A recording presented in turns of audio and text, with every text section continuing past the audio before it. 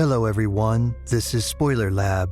Today, I will tell you about the 2014 Russian sci-fi thriller action film, Calculator. The film is narrated on behalf of the main character, Anna Kristina. She tells us about a fantastic future where humanity was able to master other planets suitable for life. She lives on the XT-59, quite a tough planet ruled by the total dictatorship of the local president. The city where the events of the film take place is literally built on a swamp. We soon realize that the girl is being detained. The death penalty does not work here. Those who have committed any crime are sent to a swamp where terrible monsters, plants, and nasty weather conditions dominate, and there is absolutely no water and food. This place is called the Sargasso Swamp. Moreover, absolutely everyone can get into custody. They will always find a reason. The main thing is that there is a person. On that day, a group of 10 prisoners are sentenced to life in exile, including Christy. I send them to the swamp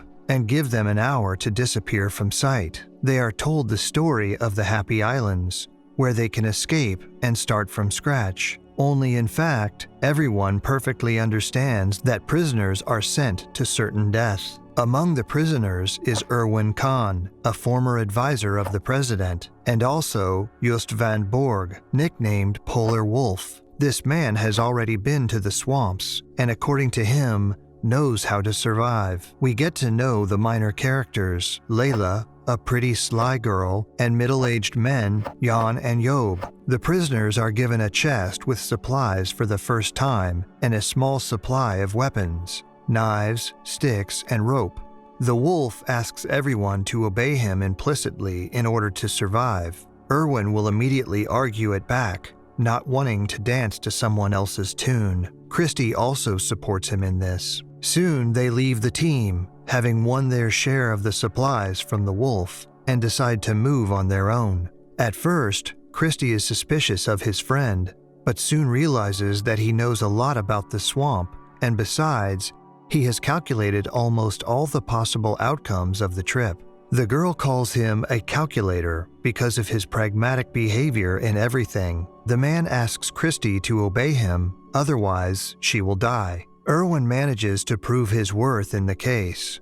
When a girl decides to wash herself with spring water, a killer vine grows near her, a local pagan letting a current through its branches. The man pounces on the plant and saves the girl from death. The guys are having a conversation. It turns out that the girl was sentenced to exile because of the murder of a man who molested her. Erwin's story is much more complicated. For a long time, he was close to the president. He programmed himself to the system of governing the country and suggested that instead of the death penalty, he will send the unwanted to the swamp. And now he is here. But the fact is that only the presidential advisor knows the code from the system, and therefore Erwin is sure that soon they will want to return it in order to get the password. In any case, Erwin wants to move to the Happy Isles, while the rest of the prisoners, led by Wolf, go to the Rotten Shoal, an abandoned prison. Team Wolf follows on the heels of Erwin. Through preparation, the calculator manages to evade bloodthirsty plants, but the wolf cannot control his squad and they have to endure losses.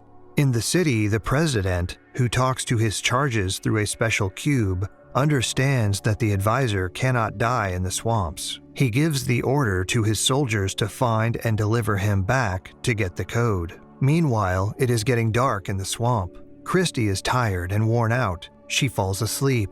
Erwin steps back into the distance to survey the area. Suddenly, the girl is awakened by a loud sound, as if from the stamping of hooves. A fierce storm of native plants approaches the girl. She rushes to Erwin, hoping that he can save them. The man grabs her hand, runs back to their makeshift camp, and tells Christy to get into the box that he had previously bargained with the wolf. They hide there and wait out the invasion. After a little rest, the guys follow on. Meanwhile, there is discord in the wolf's team. A girl named Layla tries to escape, provoking the others as well. The enraged wolf rushes after the girl, but stumbles and the swamp gradually engulfs his leg. The girl is not going to help him and forbids the others to do it. But there is a good man in the team called Jan who forgives the wolf all his sins and stretches out his hand. He pulls the leader out of the swamp, giving him the opportunity to breathe deeply. Soon it is evening again in the marshes. Christy and Erwin start to have supper. The calculator catches local caterpillars with a stick and treats the girl. She is not too happy with this meal, but there is no other choice. It turns out that these tadpoles are better eaten raw. They are even more disgusting when cooked. At dinner, the guys talk heart to heart.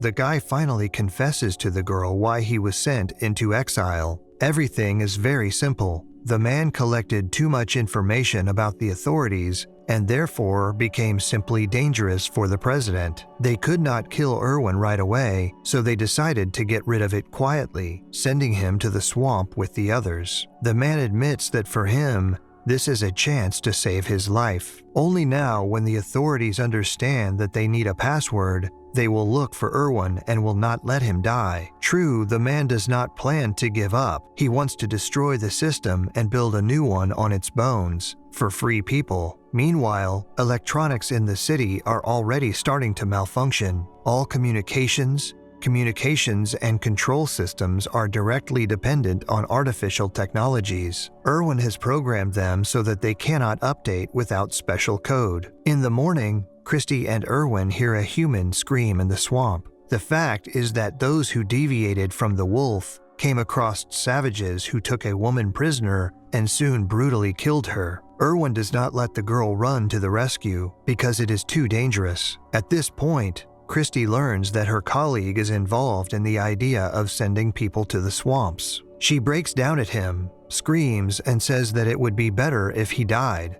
and then no one would ever know his password either. It upsets and drives a man crazy. He begins to rush through the swamp and shout that evil monsters will finally kill him, but nothing happens. When Erwin calms down, the girl tells him that even in the city, she was offered to kill the advisor in exchange for freedom. As they approach Rotten Shoal, Wolf and Jan find the rest of their team. The guys find a bug on Layla, which is used by the authorities to monitor the entire crew. The wolf orders to get him out of the girl's body, but Layla manages to sneak away and escape. She manages to make several dashes through the swamp and falls. Suddenly, a white plant from the ground completely envelops the girl and takes her away to it. In the city, a special squad led by a man named Matthias is already collecting things and is about to go into the swamp.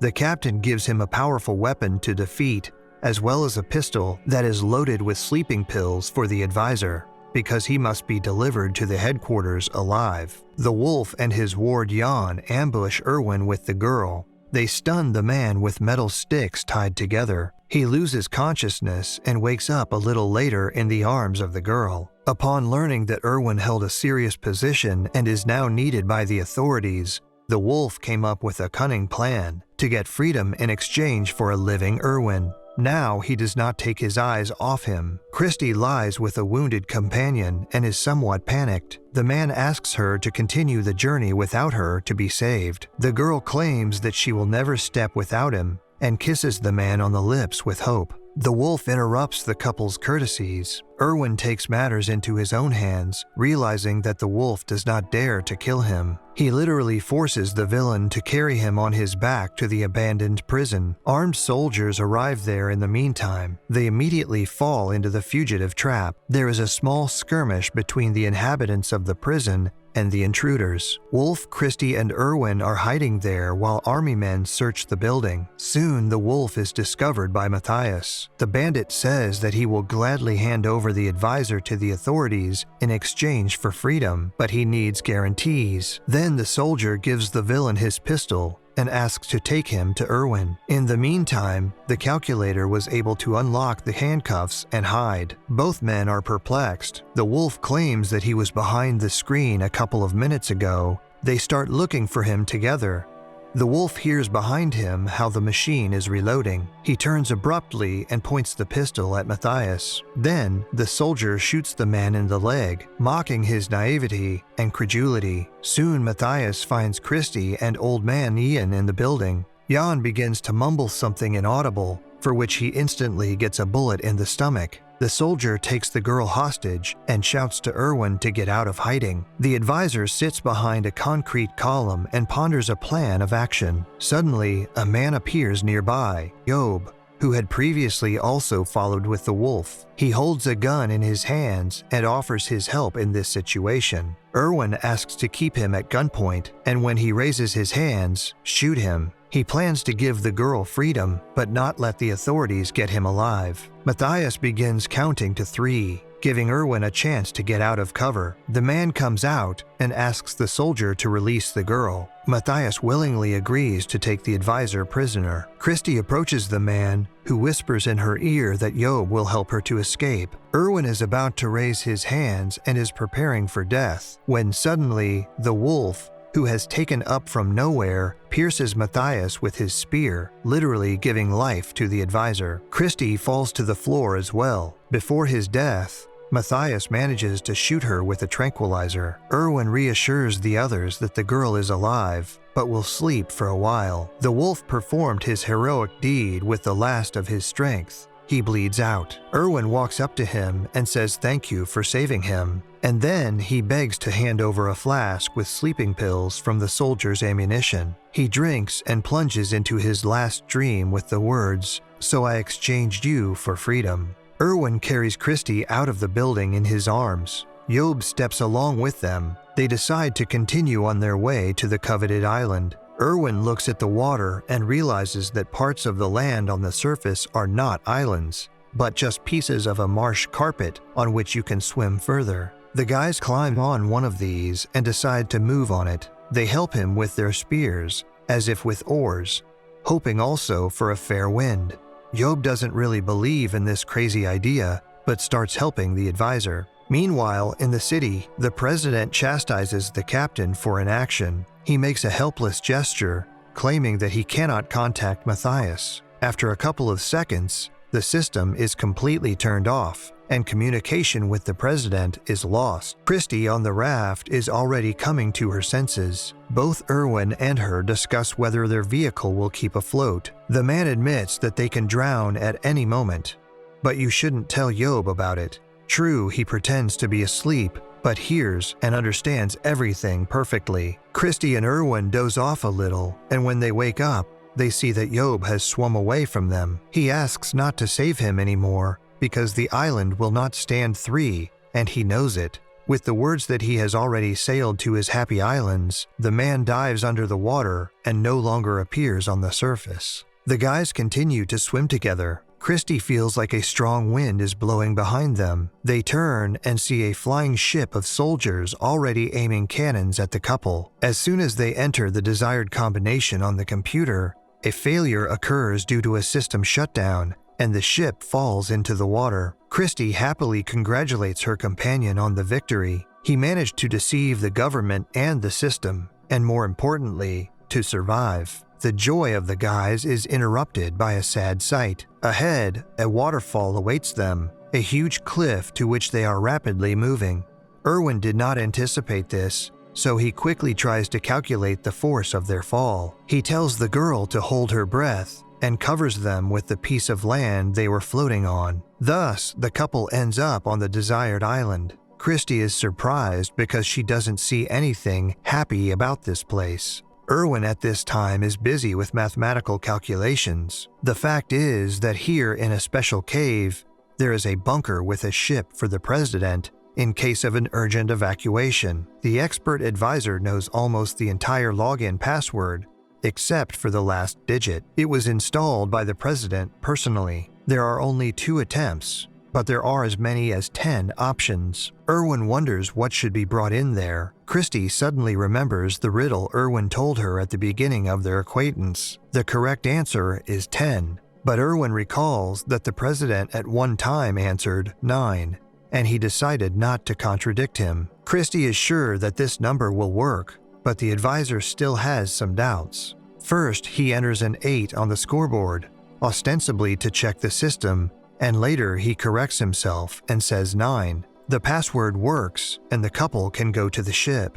They go inside, and Erwin orders the girl to dive aboard, explaining how it works. It turns out that the ship is single, and the man decides to stay on the island to save the girl. The girl, however, refuses to fly without her lover. She walks up to Erwin and kisses him passionately, as if she never wants to let him go. In the final scene, we see a ship sailing through space. The couple still manage to fit into it and fly away from the hated planet. They went to a special organization called the League of Free Worlds, which was soon able to free the inhabitants of XT-59 from total control. The truth is that after 10 years, a new system was established there, much more stringent than the previous one. That's all for today. Thank you everyone for watching. I would be glad to receive your likes and comments. Until the next time.